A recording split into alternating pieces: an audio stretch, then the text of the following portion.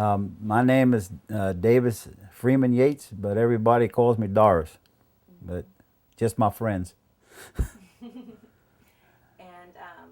so you said David Yates? Davis, D-A-V-I-S. D-A-V-I-S. Yeah, I have three surnames. And what's your date of birth? June the 23rd, 1939.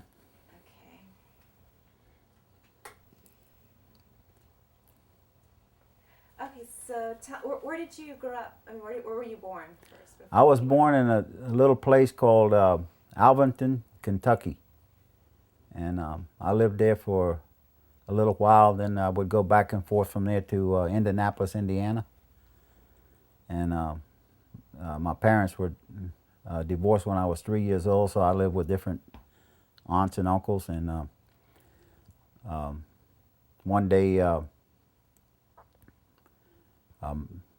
my aunt was up there. She was married to a conch from Key West, and she told me that when the war was over, World War II, that she would send for me, and she did. So that's how I got to Key West, on a train. Really? Mm-hmm. Well, I went to Miami. They sold me a train ticket to Key West, and then when I got to the station in Miami, the lady came and she says, "Can I help you, son?" I said, "Yes. I want to know when the train's leaving again for Key West." And she said, "The train doesn't go to Key West. I'm sorry." So I gave her my ticket, and she says, "Oh my God, they've sold this child a train ticket to Key West." And they called the Red Cross, and the Red Cross came over there, got me a refund, and put me on a Greyhound bus. And I was in the nighttime, so I never seen Miami again for years. Cause I mean, I didn't even see the Keys because I came down in the nighttime, you know. And I don't think I went back to Miami again until I was playing organized ball or something. And how old were you when you got on the Greyhound? I was 9, and shortly after I got to Key West, I turned 10. So it was in the summertime. Okay, so I didn't realize. So you came, and you were. Okay, perfect. So you were 9 years old. You came by yourself then. I didn't realize you didn't come. Right, I came by myself on the train from Indianapolis. And you were going to live with your aunt, who Right. married a conch. Right. And who did she marry? Bert Watkins, his ancestors were from the Bahamas. Mm-hmm. And I stayed over there for a few years, and I started playing Little League Baseball, and I ran into Jimmy Tynes, and we hit it off right away. And I moved over to his house. So they wanted to adopt me, but my aunt wouldn't let them. So and then what part of town did your aunt live? That was. She lived. She started out right across from Harris School there on Margaret Street, and then they moved around across from the Five Brothers there on Grinnell Street, about in the same block, 500 block. And who were your friends who lived in that neighborhood? Well, the first person I met around there was Omar Calleja and Eki Solomon and Bobby Mullins and Roxy Olberry. We hung around with each other the most, but I knew several other people. I knew Freddie Curry and Clinton Warren and Daphne Warren and Paula Warren and Richard Watson, Leo Curry. You know, it's numerous people around there. I knew everybody, but the Eki, Roxy, and Bobby's who I hung around with. And so, describe to me a typical Saturday. You wake up, do you go play with your friends? Or? Well, usually in the summertime, we'd all go over to Bobby Mullins' house, and if we didn't have a ball game, and we'd look in the well, and they could tell by looking in the well if it was high tide or low tide at the beach. And if it was high tide, we'd get on our bicycles and go to the beach and play ragtag. What's that? You get a bunch of socks and you tie them all together, and you get out you have to stay on the pier, like at the Monroe County Beach. And you get the rag wet, and you pick somebody to start the game, and they pick up the rag, and everybody starts running, and they throw the rag at you. If they hit you, then you're it, and then you got to hit somebody else. Mm-hmm. So you could dive in the water, but That's about it. In Monroe County Beach, that was Rest Beach, or Now, the Monroe County Beach is at the end of Reynolds Street, okay, but right where the Hicks tennis Beach. courts are. No, not Higgs Beach. Okay. Higgs Beach is the one down by the at the end of White Street. Okay. They separate. This used to be all the same, but they changed the name. So was Monroe County on the other side then? Like if Hicks Beach was on one side, then Monroe County? No, it was. They had a commissioner named I think it was Clarence Higgs that they named that portion of the beach after by the fort there. Mm-hmm. And the part where the pier was is we call Monroe County Beach. Okay. So it's closer to the Casa Marina then. Mm-hmm. Yep, that's where we used to park our bikes, right down there at the end of Reynolds, right next to the pier. And then how would you would go fishing? What would you use to fish? Did you have?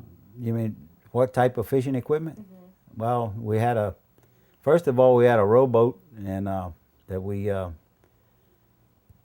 salvaged from Cliffs Marina during a hurricane one time, but we didn't know about salvage laws, that you had well, it had Cliffs written on the side of it, and we painted that off, you know, and we fished with Cuban reels. They were made out of, West is done. huh? Key West is done. Key West is done. It's not, well, Key West is Key West, but Not what it it's was. people that make a town. It's people, and I guess it happens everywhere, you know. The people are gone, so your culture's gone. When the Cuban Club closed, to me that was the end of it. Yeah. That far back. When did it close? When Castro took over, they closed the Cuban Club, and in '71 the Navy closed the base, and people started leaving, and Key West caught on. People came down here and started paying big bucks for houses, so everybody said, "Oh boy, get that money and I'll go up to Ocala and I'll be a millionaire," you know. But they got up there, and maybe some of them like it, but I'd venture to say that most of them would love to be back home. Well, I wish they were back. I know. Yeah. Jeez. And the Concord Union you went to last year, what was that In like? September of last year, that was one of the best Concord unions I've ever been to. And of course, I call Donnie Williams Mr. Conk, you know, and he's always there. And it's I've noticed I've been to events, and when Donnie's not there, it just isn't the same. You know, he's like Mr. Conk.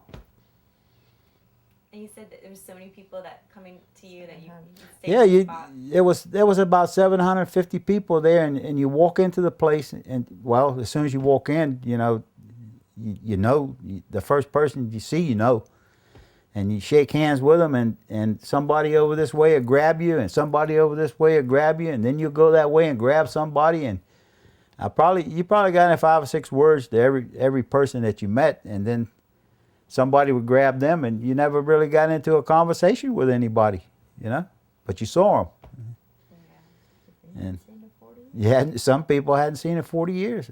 You know, some people had changed, and some people look younger. Like Dink Micus, he looked like he did 30 years ago. It's unbelievable. Saw Danny Garcia, and I even saw Billy Spencer. He's about 80 years old. He used to be a cop in Key West. Been married more times than any man in Florida, I think.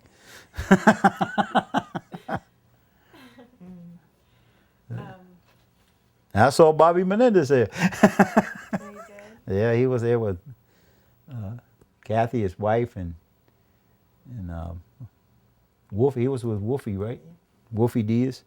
I was going to ask you about Halloween when you were little. Did they do anything special for Halloween? Because some people said they would celebrate it a week before. Or I wasn't into Halloween. no. No, we did different things. We egged cars, and and had fruit fights in the park, Bayview Park, and put fish in people's cars and on their front porches, and stuff like that. And one of my favorite things to do was pull a big conch out of a shell and put it in somebody's hubcap. And about 3 days later, they were ready to sell the car, because the faster you go, the more it stunk. And you'd see them out in front of the house looking under the hood, looking up underneath the car, trying to find out where that smell was coming from. And it's the most awful odor in the world when that thing starts rotting. But that was one of my favorite things to do. You know? A few things like that, you know. Just stealing hubcaps. I stole a lot of hubcaps. But we never stole anything from Key West people. We always went to the Casa Marina and stole from the tourists, because we knew if we got caught, they'd never come back and go to court, you know.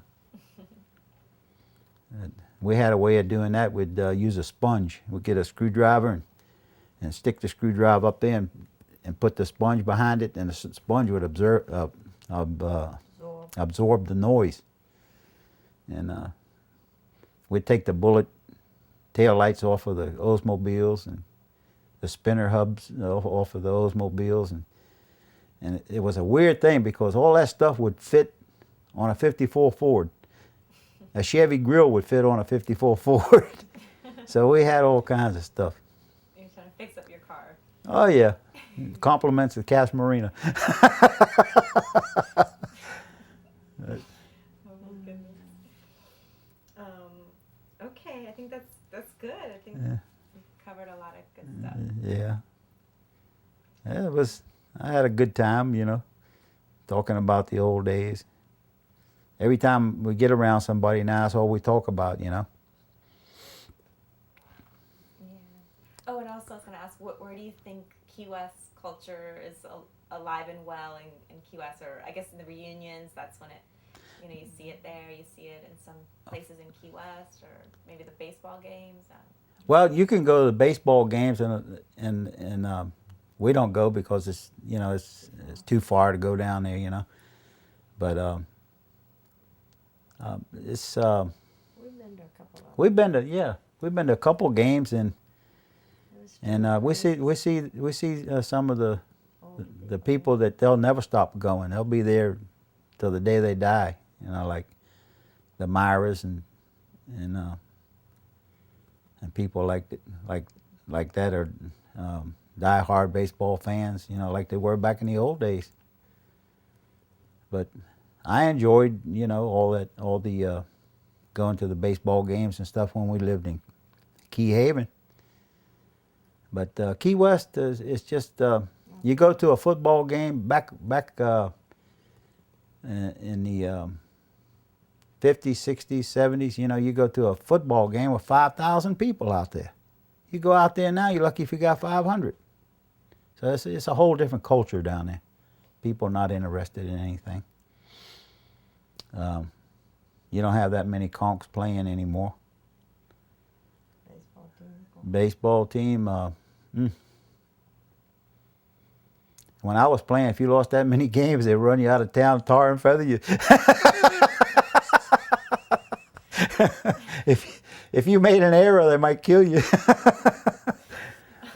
but there was I played with some great athletes, but I think the teams they hit, the further back you go, the better the teams were. Like when George Lastris and Donnie Cruz and Gibby and Robert Lastris and all those guys, Pete and all them, when they used to play. Oh, in my time, the best pitcher I ever seen was George Lastris, and you know I can only speak for the time when I was growing up. But he still got the record. He won 37 games. You know, that's a lot of games. And he threw BBs, and he was a control pitcher. And Wafey, he had a mitt that was built up over the top so that the ball would hit up in the top there instead of hitting him in the palm of the hand, because George threw BBs. You know, strike three. If I went out to a game and he was pitching, I'd just go back home. You know, if we were playing against him or something. I only batted against him one time. He came out there and pitched batting practice when I was playing for the high school. He struck me out so quick I didn't even know what was going on. Donnie Cruz, he was another one. He come close to pitching a perfect game one time. I came within one. I think it was with one pitch of pitching a perfect game. And you had Vincent Catala, and it's just I think they only had, including the team manager was Glenn Archer. I think they only had about nine or 10 players on the whole team. And one time they went all the way up through Georgia and everywhere before they lost a game. And they were just didn't have enough people, you know. Yeah, Vincent, I was going to interview him too. Vincent? Yeah. And Sweetwater. You want to get Vincent going? Well, Sweetwater lived right across the street from us when I lived with Jimmy. Mm-hmm. Sweetwater, Luis Cuervo, and his sister Seal and all them. But you want to get Catala going, ask him about blossoms. You know, Andy Saunders got us to build a social club back there one time. And he got Catala and told him, come on, man, you know, you could party back there and back. Every grocery store had a little place in the back. So Blossoms, they wanted one. And Vincent, he got the guys together and he built a beautiful place back there. They put a stove in there and they put a table and play cards and have grunt eating contests and drink beer and all that, you know. And I guess it must have been 30 feet long and about 12 feet wide or something like that. And we had more fun there than you could shake a stick at, you know. And pretty soon Andy started moving produce down to one end. And next thing you know, the whole half of the room was full of produce, and we were down in one corner, and next thing you know, the whole thing was full of produce, and we were out in the street. I thought Catala was going to kill Andy. So they asked him about that one. He'll do like that. Was that before the shack, Yeah. Boca Grande shack? No, this was after the shacks. Yeah, because if we wouldn't have been in Blossoms on the weekends if we'd have had the shacks. But we took some people down there from out of town, the Blossoms, and they didn't want to leave. They had more. They said they never had that much fun in their lives. You know where Blossoms is? Yeah. Okay. George Myra took us to Bachelor's 3 in Fort Lauderdale one time. And Bobby was already drunk on sake from being in Benihana's. And he got up on the stage with with a piano player. And George was looking around. He says, "Where's Bobby? Where is he? Where's that guy?" And George was already drinking doubles because of him.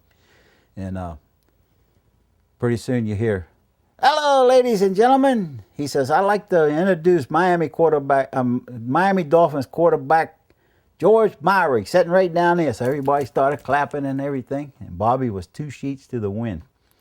And he says, "And the piano player here, his name is Denny Barr." He says, "He just did a 2-week engagement in some fancy place up in New York City, you know. He was a nightclub piano player." And George says, "Oh my God." He says, "Why did I ever take you guys anywhere?" So Bobby, he says, "As a matter of fact," he says, "I've invited Denny Barr to my nightclub in Key West, known to everyone as Blossoms. 2-week engagement." And everybody clapped, and Bobby gave him the microphone. He went back down there, and George says, "I don't believe you. I don't believe you invited that man to Blossoms, a grocery store."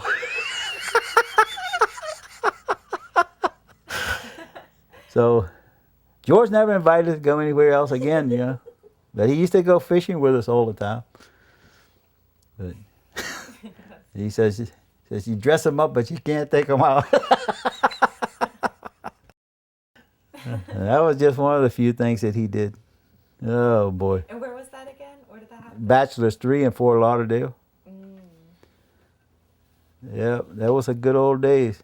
Well, we went to Benihana's first, and Bobby, I don't know if he'd ever drank sake before or what, but he started ordering this sake, and they sent the chef around there, the guy that cuts up all the shrimp and everything, and he says, let's have a toast, and he said, yeah, you too, the chef, you're gonna drink with us, so the guy, household, okay, and he drink it down. He says, let's have a toast to George, and have a toast to me, have a toast to Nancy, have a toast to Terry, have a toast to Terry's wife. And the next thing you know, that chef was flipping the shrimp, and they were going out it this way, and they were going out that way. They were going all. It got him drunk. I swear I never seen nothing like that in my life. And George was ready to pull his hair out. And the next thing you know, the manager came and gave George the key to the car. It was in valet parking, and Mr. Mara, you must go. George, I thought George got a bad temper, boy. And I said, boy, it's going to hit the fan now. But George is a professional, so he acted like one. And he says, let's get the hell out of here. Never been kicked out of a place like that before. But in Key West, they wouldn't have kicked us out, Yeah. That's funny.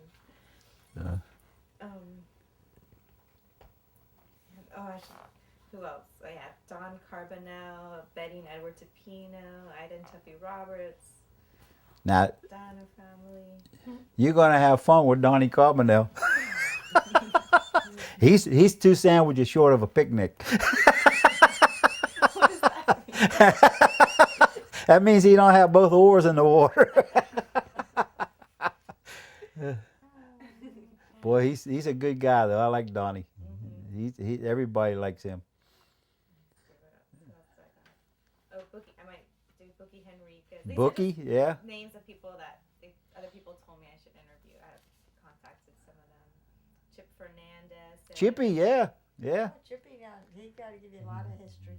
Yeah. Chippy's like family to me, Really? Yeah. I went to school together. And I didn't find out until he graduated from high school that his name's Olivero. And everybody in school called him Orlando. So, well, they never knew my real name anyway. Well, Some people that's die. Some people die and you don't know who it is because you don't know the real name. And how did they start calling you Doris? Cursive writing at Harris School.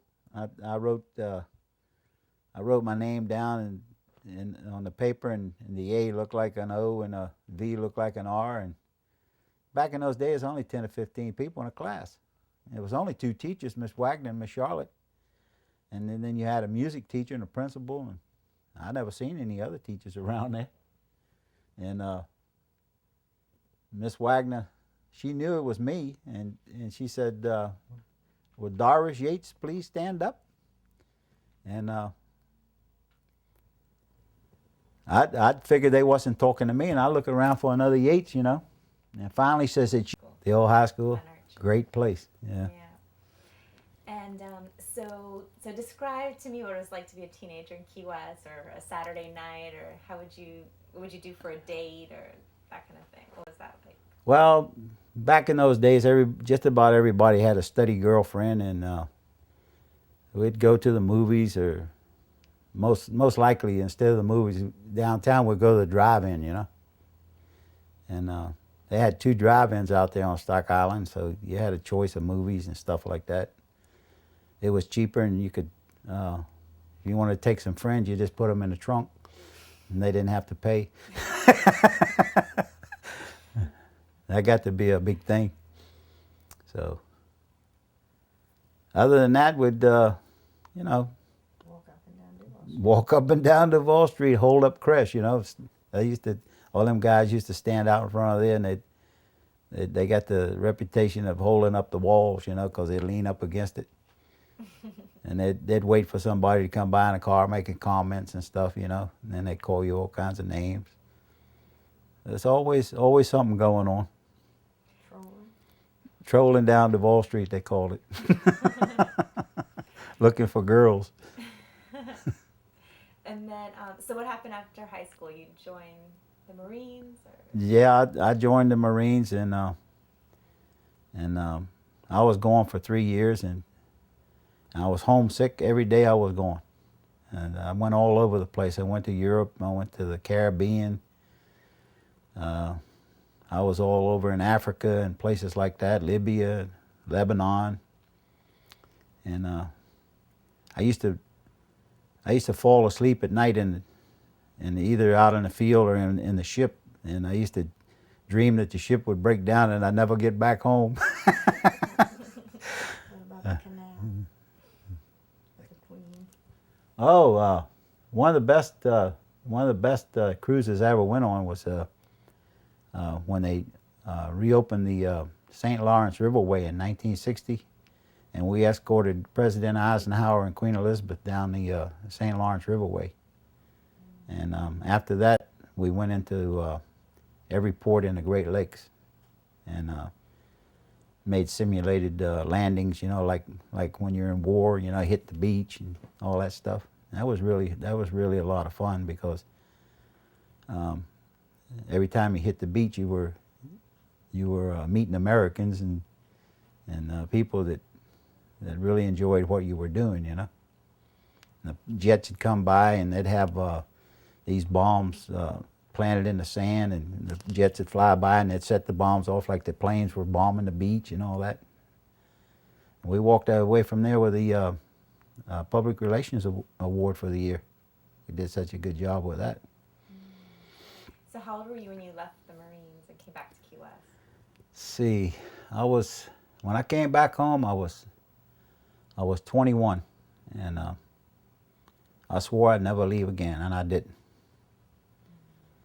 I had a great time in the Marines. I'm not saying I didn't. I loved it, but my love for Key West is just too strong. So then what did you do when you came back? Well, I went to work for Mac Bennett Construction, and I stayed there a few months, and then George Lastris, he was working as a lineman for Cotton Construction, and he saw me out to the beach one day, and he says, "Hey, why don't you come to work for us, man?" He says, "Cotton's hiring a couple of guys." So Billy Jordan was there at the time, and me and Billy Jordan and Mio Rodriguez. There was 3 of us, and we all went to work for Cotton. And I think Mio quit the first day, and it wasn't long after that Billy quit. Well, I needed the money, so I stayed, and I worked there for a few months. And I ran into Johnny Cereso one day, and I asked him, you know, if he needed anybody at City Electric. And wasn't maybe a month, he called me, and I went to work for City Electric, and I stayed there for 30 years. What was that like? Best place I ever worked in my life, you know. It was like $1.52 an hour, you know. And that was back in those days when you got a raise, it was maybe 2 cents or 3 cents, you know, and that was a big thing. And I just stuck it out, and I became a lineman, and I went from lineman, I went to foreman, and then I went from foreman to assistant supervisor, then to supervisor, and eventually Nathan Eden talked me into to taking the superintendent's job, which I didn't want, but he talked me into it, and I've never regretted it, because I was able to do things that that needed to be done around there, like the apprentice program, and I thought that I would dedicate my life to helping the people of Key West, and that's what we did. I even the older ladies around town, they would call me, and I'd even go out and trim their hedges for them. So they owned the place, You know, it was city electric, a municipality, and it belonged to the people of Key West, and I treated them like they were the owners. And what were in your 20s? What were the hangout spots or the people? Oh, The places you would go for? oh my God! The Oh nightlife. my God! The older I got, the more bars I went to. You know, when I was in my 20s, and I around 19, I guess around 1960, 62, something like that.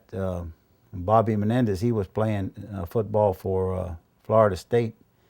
And his father was working with his manager of the telephone company in Key West. And he got transferred, so Bobby, he moved in with me and my wife and stayed there for, I guess, 4 years while he was going to college. And then he came back and he was working in the summer for Phillips and Trice Surveyors. And the time that I spent with him, he changed my whole life. And he thought he was like my young mentor, telling me not to do this, not to do that, but have fun, you know. So we did. We had fun. And we probably caught more fish than most of the charter boats around Key West. That's where you did the drinking. That's where I did my drinking. And every now and then we'd go downtown and raise some kind of hell, but there was about 20 of us all the time, you know. So we all looked out for each other. His brother Topino and Jerry Hughes and Pat Labrada and Tommy Roberts and just so many people, you know, Cathead. Birdcage. We went the Spotswoods owned the Birdcage Lounge, and now you talk about some stories. That place, I guess I had more fun in there than any place I ever went. You know. Was that the Casa Marina? Yeah, So yeah. What kind of stories? Oh well, they played a lot of liar's poker and thumper and stuff like that. You know. I never played any of the games, but I watched them, and I got a bigger kick out of that. But actually, I didn't want to drink all the wine. They played some game there. If you lost, you had to chug a lug the wine. Eddie Topino always won, you know. So I didn't want to get that deep into the wine thing. But that was the place to be, the Birdcage Lounge, when all the other bars in Key West closed down, you head for the Boca Chica Lounge, Boca Chica Bar. That would be in the county, and stay there till that closed, and then you're back to the Royal Castle again. And if you went downtown and you got drunk, then you go to Pepe's Cafe and get a bowl of chili, and you'd either sober up or get sick. How late was the Royal Castle open? Royal Castle, that was open all night, huh? Yeah. Oh man. Like I say, and then the next morning, it was time to get in the boat and go fishing. So we'd go out in the boat and fish until we ran out of beer, and then when the beer was gone, we'd pull the anchor and come home. But by that time, we had so many fish, nobody wanted to clean them anyway. And what was I gonna ask? Oh, any particular Bobby Menendez story you want to share with? Oh my God, I could write a book about Bobby Menendez. I don't know, between Some fans in your house. he used to, when he lived with me, he would stack pots and pans up against the door. When I come home, they'd all fall on me, and he'd rig up something that where the pan would fall down and pour water all over your head, and he'd get a fire extinguisher and spray me with that to wake me up when I was sleeping. And just you go in to take a shower, and he'd go into the panel and turn the hot water heater off. And you'd be in there, especially in the wintertime, you freeze to death in there and trying to figure out what was going on. Never thought to look in the panel. I figured the lights were out or something. But he'd take the prop off the boat, and you'd go out there and crank the boat up and put it in forward, and it wouldn't go anywhere. And you'd figure, what's going on now? Something's wrong with the motor. And he'd be over there in the bushes laughing so much he couldn't see straight. he pulled more stuff on me, but it was all fun, you know. And then going out together, did you guys ever run into any Huh? going out? Any stories of going out together? Oh, with Bobby? Mm-hmm. Oh my God. Well, all I could tell you is we had a good time. We had a good time, but he was a lovable guy, and he just his type of fun was educated fun. You know, it was nothing malicious or anything like that. I think we only put 1 or 2 cars up on the sidewalk the whole time we was going downtown. Other people's car or your car? Your Well, all them guys, you know, them big guys who used to hang around with Hughes and Tommy and all them, they'd get a wild hair and they'd pick up somebody's car and put it on the sidewalk, you know, stuff like that. But they like to go to the Pier House. They had a nice little bar down there too, you know. Yeah. Is there any other restaurants or hangout spots that come to mind that? Well, like I say, we after Jimmy Yacarino went out to the Stock Island, we started going to the Hickory House. You know, that was out of town. But what happened that really pleased a lot of people in Key West is we built a shack down at Boca Grande. There was already a couple down there. They had the Cobo Shack and the Ponderosa, and then Rene Rojas and Kiki Rojas and those guys, they built the Budweiser Shack. And we built the best one down there because we got the lumber from the Standard oil station that they were building on Key Haven. We'd go there at night and get all the midnight supplies, you know. And the City Electric was building a dock out of this South American wood that was some type of what they call mahawa. And that's what we built our foundation and dock out of. And this stuff was so hard you'd actually burn up bits and drills trying to drill the stuff, you know. But that's where we started going every weekend. And then we had so much fun that I guess we got penalized for having too much fun because the state had to told us we had to tear it down because it was interfering with a brown-nosed pelican or something. And they had them in Miami that they built. And they told them they had to tear them down too. So it was a shack that you guys built yourselves to Mhm. drink in the shack, like your And own cook, bar. yeah. And cook. Yeah.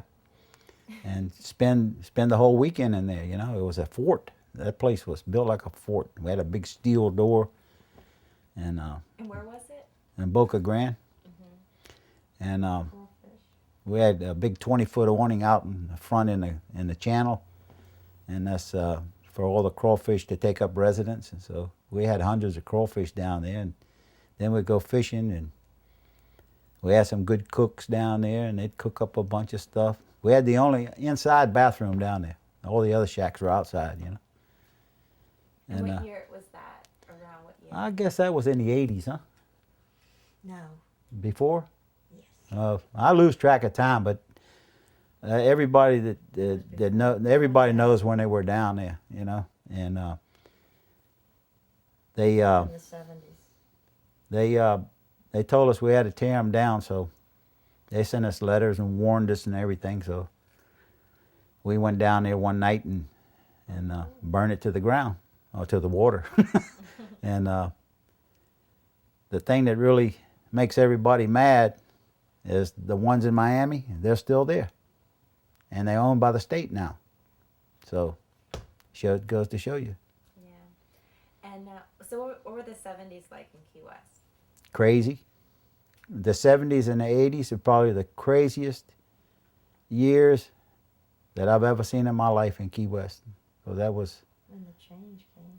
yeah, you know, they had the hippie era and the smuggling era, and it was just crazy, you know. Was it dangerous crazy or? There was some. It brought in some types of danger and stuff like that, but as a whole, no, it was just it was it was just different. You know, it wasn't. I didn't see that much danger in it. But it was crazy. It was a wild time, and anybody that was hanging around in those days had a really good time. I'll tell you that. And the only one that got mad when they tore the shacks down was the police chief, and he says, "We're going to have all those crazies back in town now." He went to bat for us. Jimmy James, he wanted us back down there. But was it all guys or guys and girls? I never see I think the only two girls that I ever saw down there that ever came in that shack.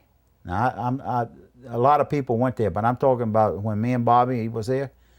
Was George Meyer brought his wife Nancy down there one time, and me and Bobby took them fishing, and then Magali Alvarez, she was always down there. She was down there with Kiki and Renee, and they stayed in the Budweiser shack over there. But Magali was married to Joe Walker at the time, I think. But she had a boat, and her and Joe, and she loved it down there. You know, she hung around with everybody. The Yateses went down there a lot, didn't they? Who? The Yateses. A lot of people borrowed the shack from us. There was supposed to be only two keys. Otto Anderson had a key, and I had a key. And pretty soon the key thing got out of hand. You know how that works. And you loan the key to somebody, and they go and make one for themselves. You know. So who made the shack again? It was me and Otto Anderson. We had Bobby Menendez. He was a surveyor, so he laid it out for us. And we had Ophelio Pazzo and Curry Blackwell and Manny Acosta, and just a big crew of us. But after we got it built and everybody saw what we had hundreds of people down there. And how long did that last? Years? About 5 or 6 years, I would say. And that would be where you go on Friday, Saturday night? We'd leave Friday and we wouldn't come back till Sunday afternoon. And then a lot of the guys, when they went on vacation, they went down there and stayed down at the shack. And you had a boat there? That's what you said. You take people on the boat. You had a boat. Took your boat. Yeah, you had to go on the boat, and we tore most of our boats up taking the material down there. Our boats were all cracked and beat up and broken windshields and everything, but we didn't care. Mundi, the one I was telling you about, Mundi Biro, he spent a lot of time down there. I forgot about that. He took his wife down there a lot, and just the two of them. And that's Coco. She's got Coco's Cantina now. So. I think. So that's most of my questions. Let me see. Am I missing anything? Did you want to add something? Huh? Oh. Well, like I said before, it's life is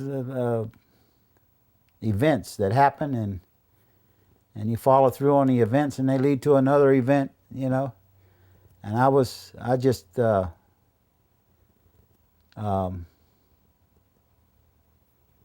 had the right events happen in my lifetime, to meeting the right people and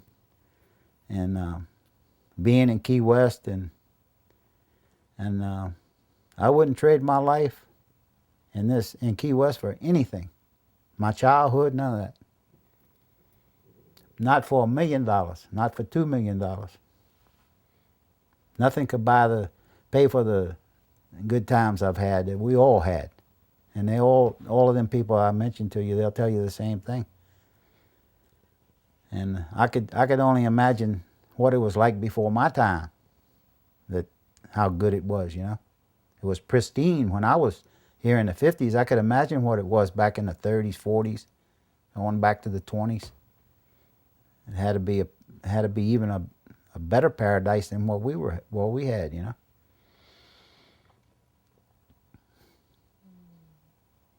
Yeah. But then my last stop is 4th Avenue, Key West Cemetery. I ain't going nowhere. I know Key West is the best.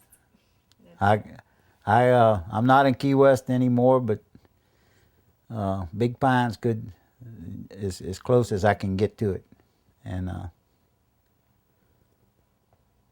this to me now is paradise. You know, I just hope the kids think of it the same as me and Cookie.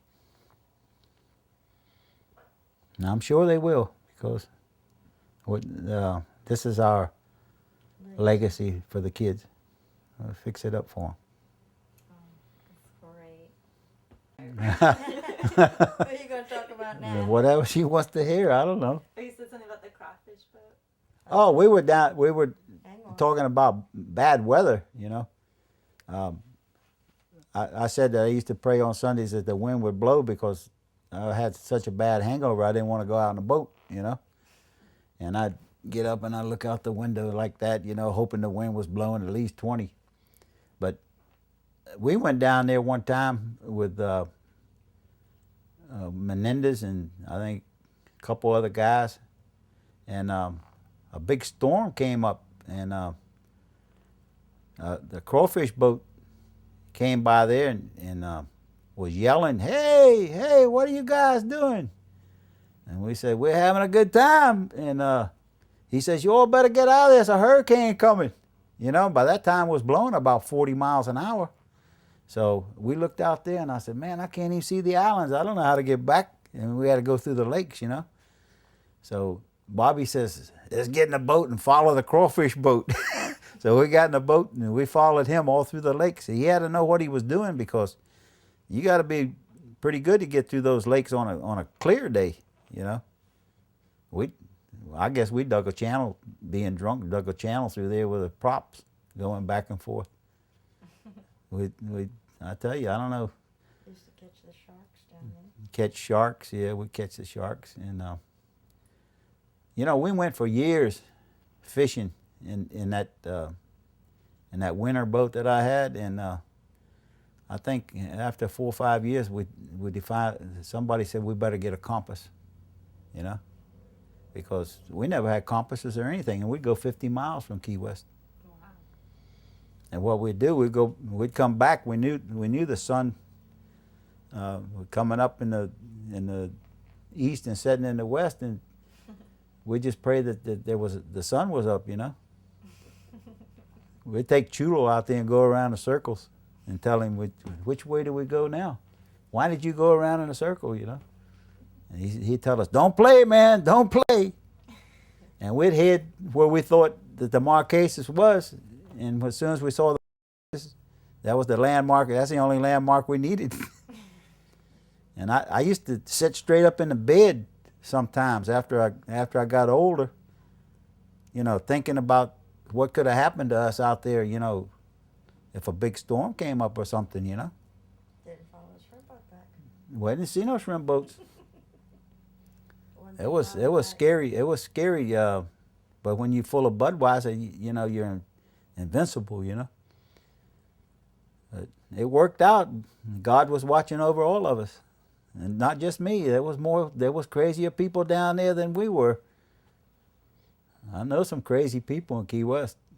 Not mentally insane, but just crazy, you know, the things that they would do because, you know, all butted up, you know.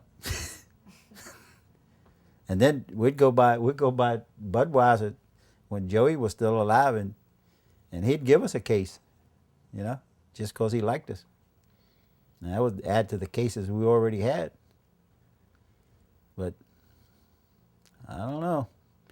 It took us years to figure out that you didn't put the fish in with the beer in with the fish. I think somebody figured it out one day, and after that the beer, it tasted so much better. Didn't taste like fish anymore, you know. When did we figure that out? It was a while. When you had Yeah. a big enough boat to put two ice chests in it. Yeah, that was probably it, because most everybody started out with about an 18-foot boat. So I got that shack on my mind to this day. That's a dirty deed they did to us. People could have still been using that. A lot of people weathered a storm out in that shack. It was built out of 3/4 inch treated plywood and South American hardwood. Had a steel door. You couldn't get in that place. We had 21 bunk beds in there that Reese Thompson gave us from the jail. When they put new bunks in the jail, he gave us the old ones, and they were doubles, you know. That place was huge. Yeah, gave us the, we had a big kitchen, and he gave us all the mattresses and everything. That's what we used to tie Bill Hamlin to the bed when he would get drunk so he wouldn't go out and fall overboard.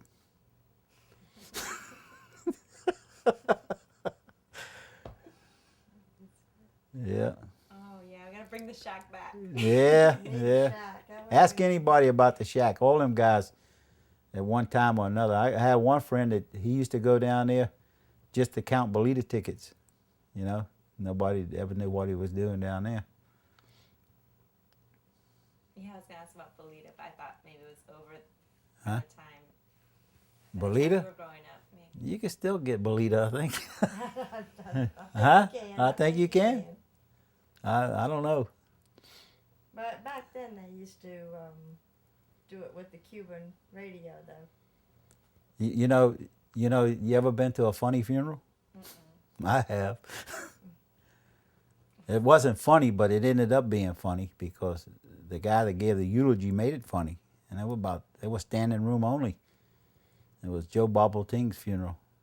He was a great guy, and Lenny Salazar gave the eulogy, and he had been married to Bobolting's cousin Elaine, and Bobolting thought of Elaine more like a sister than a cousin. So when Lenny and Elaine got divorced, I don't think Bobolting liked it too much, you know. But Lenny went on with the story. He says, I kept going around the plumbing shop, and he says, I'd greet him, and I'd say, hey, Big Daddy, how you doing? He called everybody Big Daddy, and he says, instead of calling me Lenny, he says, he started telling me, how you doing, 48? And he says, I never said nothing about it. He says, but he says, I wondered about it. And he says, I went down to the M&M restaurant on the corner there, and I saw the Bolita man, and I said, he says, what does 48 mean in Bolita? And the Bolita man says, cockroach. The whole place roared with laughter. You never seen nothing like that in your life. There's a poor man laying up there with a flag draped over his coffin. I guess he was cracking up too, because that was funny. That was the funniest thing I ever been to in my life. That is hilarious. Cockroach. He was calling him a cockroach in a nice way. Oh, that is so funny. You can call someone something by giving them a number. Yeah. Bolita number. Ain't that something? Yeah, there's 100 numbers too. A lot of them are nasty. And that's so funny. I'm gonna call people by the number. Call them 33. Oh, 33. Caca. Okay. Oh man, Jesus. You know, I was sitting next to Timmy Valenzuela, and when Lenny said that, Timmy came around with his elbow and hit me in the stomach, almost broke 3 ribs. He was laughing so much. Oh, my God. Cockroach. But Lenny and Ernie was another one I had on my list. Who? Lenny and Ernie Salazar. Really? Mm-hmm. Well, you could ask Lenny about the 48. Who else? Again, Elaine, was it Elaine Carey? Yeah? Yeah. You got her too? Elaine Carey and Jean Gregory. Well, you got both of them. I just told you the story about. Yeah, they'll verify it. Cookie, do you want to go? Yeah. On our honeymoon. Oh, really? Yeah. Oh, my. Yeah, she took him back to Venezuela to introduce him to her family and everything. And Okay. Cookie, can I get your name? yeah, I'm going to go with Cookie, though. Okay. How about Cookie Feraldo Yates? Sounds good. And Where did you grow up? I grew up in Key West, and I've never left, and I probably never will. I have children all over that want me to come and live with them, but that's not going to happen. And then what part of? And part of Key West, I lived out on 4th Street, which they called the boonies at that time, because if you lived way out there, it was just the boonies. We had the salt ponds, and we had the airport, and the bridle path. We used to ride horses, go down Bertha Street where there was Jane and Shine's little grocery store, that we used to go there and get sandwiches and take them out to the beach and go horseback riding and take the horses in the water and hunt for conchs and eat them on the beach and have Spanish wine. And you could even eat watermelon in the water in those days too. Nowadays I don't think so, but we used to go out there and have watermelon fights, and we used to have horseback races on the bridle path all the time. And then when we got older, we would have car races on the boulevard. Okay, And why would it happen? It would happen on a certain day. it would happen on a certain day when the cops were in court, and we knew what times they were going to go in, and we'd go out there. They knew what we were doing, but they'd leave us alone because it would only take us half hour, and we never got into any trouble. It was just 2 cars, like 1 car against the other, and we'd run a 1/4 of a mile. We had it marked off with rocks, and whoever won that race, and then it was maybe 8 or 10 of us that would race there, and whoever won, that was good for the day. And then what about playing? What was your childhood like? Did you? Because there wasn't many. I lived in the boonies, so I played in the rubbles of the old cigar factories when I was very small. And my daddy, we always had chickens and horses and goats and everything in the backyard. And my daddy would kill the chickens on Sundays, and my mother would cook up delicious chicken. And we had a boat. We would walk down to the boulevard from where we lived on 4th Street with a wholesome bakery. And we'd go fishing, and we never had a care in the world. I'd walk to school or ride my bike, and then when we got older, my sister would drive, and I'd walk home plenty of times. So, but if you walked home, you might get a ride. If you rode the bicycle, you just rode the bicycle. So you always tried to walk so somebody would pick you up and give you a ride home. And I went to the convent. I didn't go to the high school. And you never had to lock a door or leave your keys in your car. Never had to worry about anybody coming and taking it. It was fantastic. Nowadays, you're scared to walk down Duval Street.